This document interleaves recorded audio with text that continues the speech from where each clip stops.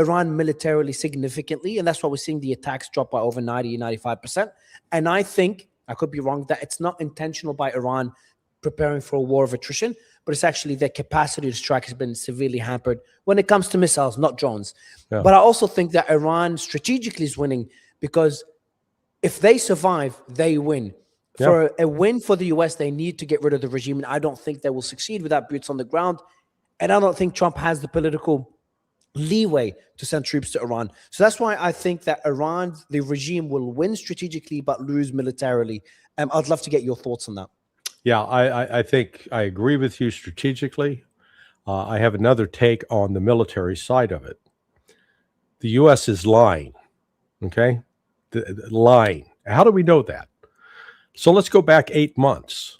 8 months ago, Operation Rough Rider. Now, how did the Houthis launch missiles?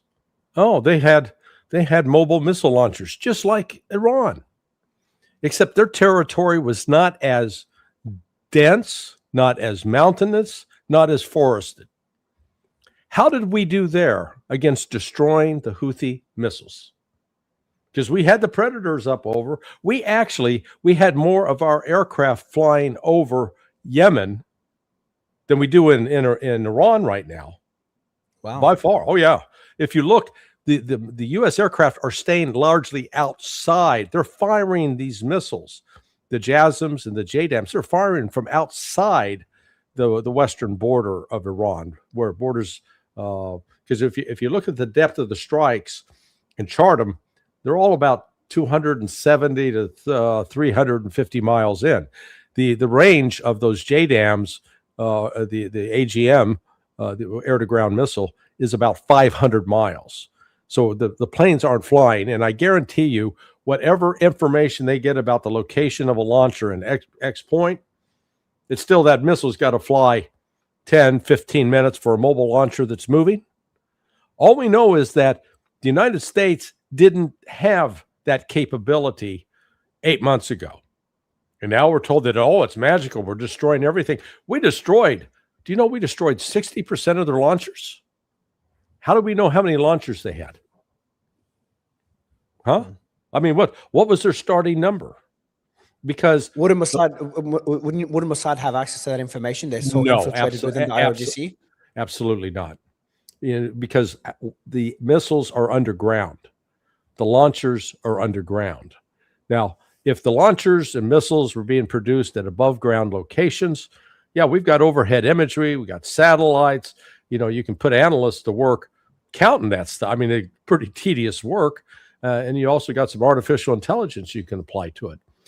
But this stuff's underground. And plus, we're seeing missiles being launched literally out of the dirt. So they're covered up.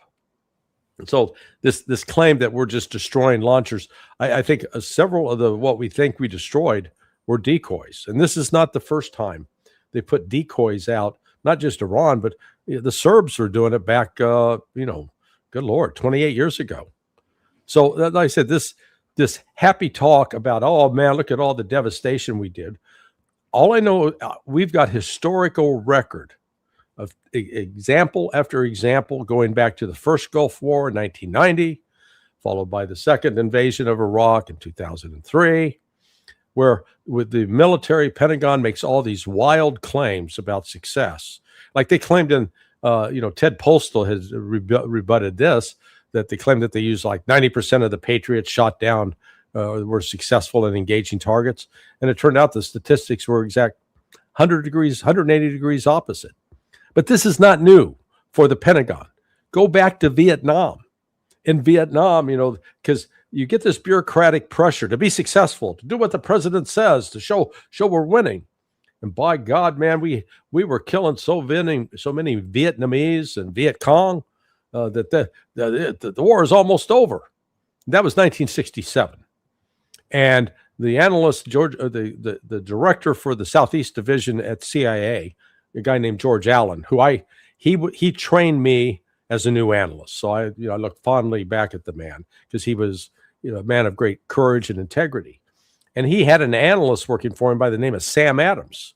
And Sam was fluent in Vietnamese, Sam was also a multimillionaire. That made him even more dangerous because a lot of people, a lot of analysts are not swimming in cash.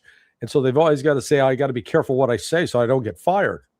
Sam basically didn't care. He said, hey, fire me. It's not going to affect my livelihood. But they were reporting that there were far more living, breathing, fighting Viet Cong and North Vietnamese than the Pentagon wanted to admit. And lo and behold, along came Tet in January of 1968, and the Viet Cong overran U.S. bases north and south. So, like I said, the times in which the U.S. military have told the truth, and look, I watched this from the inside for 23 years working with JSOC. You remember that we got told that bullshit story about Marcus Terrell, the lone survivor.